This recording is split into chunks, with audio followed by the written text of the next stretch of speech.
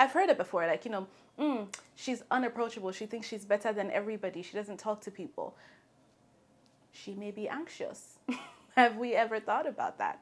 Because for some people, it looks like she has a mean face. She's mean mugging me. She's disrespectful. He doesn't like talking to anybody. He thinks he's too good. And the entire time, this person has anxiety and you didn't even know it.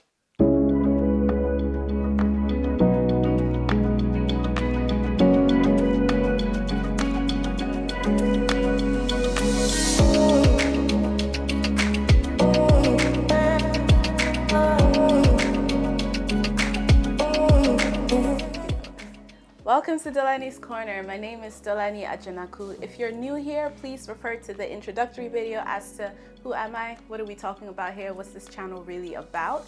And for my returning viewers, welcome, welcome, welcome. I know it's been a while since we've seen each other. I'm going to try and be uploading videos every Friday, and midweek I may upload another video basically about life issues, gisting, news, social media things that I find interesting and I would like to share with you guys. So today, we are going to talk about social anxiety disorder. And it sounds exactly like the name, social anxiety disorder. Social meaning that it has to be in a social gathering, a social event. Places where you feel like you may be embarrassed, maybe scrutinized, places where you have to interact with other people, and that could be at a party, that could be on a date, that could be at a gathering, that could also be presenting in front of people. And for some people, honestly, it could really be just eating out in public, where you feel like you're being observed, where you're being scrutinized, where you're concerned as to how are people perceiving me, am I doing something that looks bad? And this situations cause a very, very notable anxiety for people that are going through it. So it's not just, oh, I feel a little bit uncomfortable. It's no, I really don't want to be here. I'm crawling out of my skin. And for some people, they would try to avoid these situations. So have you really kind of thought that, I kind of want to go out, but not really, because I don't know how people are going to take it. Am I going to embarrass myself? Maybe I shouldn't go. So the maybe I shouldn't go, maybe just your anxiety kind of coming out in a way where you're avoiding a situation that's going to make you uncomfortable. And for it to be classified as a disorder, it can't just be like, it happened one time and that's it. No, this is something that's ongoing. It has to last at least 6 months. And for children, it's not something that happens with just adults. It has to also happen with their age group. So 7-year-old kid doesn't like, going out, doesn't like leaving the house, doesn't like hanging around with their friends. They may not like to say things in the classroom, not because they don't have the answers, but because they're afraid as to, if I say this now, is it the wrong answer? Are people going to make fun of me? So they're shy. So they won't talk in classrooms either. So things like that, that is what really social anxiety disorder is. Excuse me. And if you're kind of following, you kind of see how this can become a problem in life, right? This can eventually hold people back from, pushing forward. It will hold people back from being able to network. And we live in a networking world. You have to be able to network with people if you're trying to get into business, IT, even medicine, right? So these are things that are affecting people's day-to-day activities.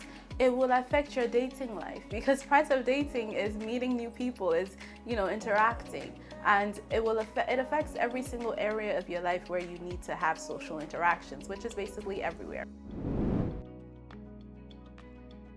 So yes, she's good. She has things working out for her. She's educated. She got it together. She has a good head on her shoulders. She is a spec.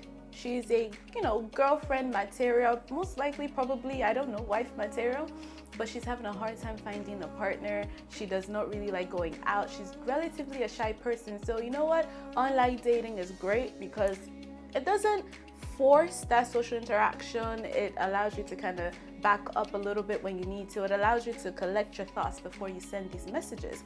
And she decided, I'm going to go into online dating because I'm ready for love. I want family. I want all of these things. And she finally meets up with somebody and they're clicking, and it's a good catch. It's a good match. Let's do it. And the anxiety of, oh wait, I have to meet this person kind of kicks in. This is so frustrating. He's good. Why is my mind doing this? okay, maybe I should reschedule. This thing where maybe I should push back the date, maybe I should cancel. And that is an example of social anxiety disorder. That is a prime example of it. She wants love, but she has anxiety about meeting people. So being able to, catch these things early, catch them whenever you notice them, and seeking care on time is going to be very, very important, because the fear of embarrassing yourself, the fear of scrutiny, the fear of, how people perceive me, and that overarching, very, very overwhelming anxiety can keep you from living your best life. So like I always say, the goal here is that we are going to live our very, very best life, our most well-rounded life, in a state where we have the highest level of mental well-being possible. So how do we help this? This is therapy. And for some people it needs medication. So it's important, if you can identify it early, get on it, on top of it. If you think that your children are exhibiting certain some of these symptoms, talk about it. If they're stuttering when they're out, if they're blushing and they're flushed, if they really try to avoid going out, these are things that you should be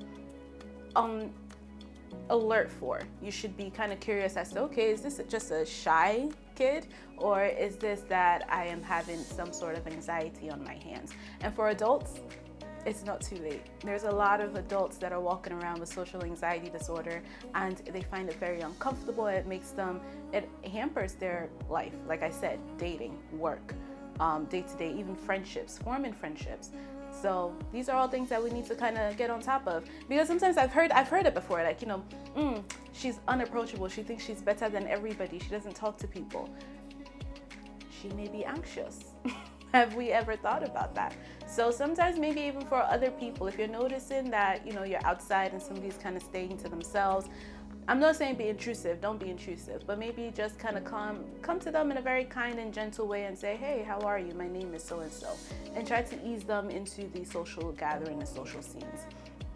Because another thing that that I'm noticing, and we also see it in day-to-day practice, people are using substances to relax, right? So self-medication, where some people feel like when they go out to an event, they have to drink, or they have to use some CBD or THC to kind of calm down and relax, because that's the only way that they're going to be able to get through that event.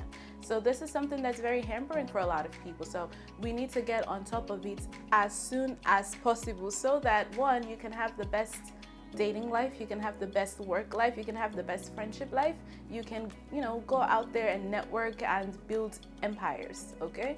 And also being able to do that without being drunk, being able to do that without being high, being able to do that without being under the influence. So yes, is there treatments? Yes, there's treatments. There's therapy. For some people, there's medication. Performance anxiety is definitely a thing where some people are having anxiety only when they're performing, right? Only when they're having a presentation, only when they're public speaking. So there's, of course, medications for those things. So definitely, if you know that you can relate to any of the things that I'm talking about, definitely, search and look up for a therapist. Maybe get psychiatric evaluation.